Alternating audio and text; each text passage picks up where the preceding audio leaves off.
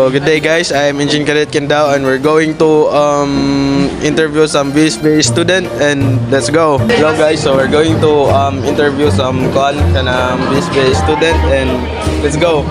So this gonna interview you about language.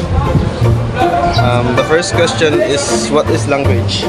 For me, language is what we use for communicating towards others, and also it is the identity of a specific country or region. And the second question is, language and dialect is the same? No, for me, no. Kay ang language, kay mura siya general nga kuan, just like us here in the Philippines, ang ato ang gamiton mostly kay Tagalog, while sa mga region natay kaugalingon dialect like Bisaya, Waray, etc. And last question is, what is the difference between language and communication?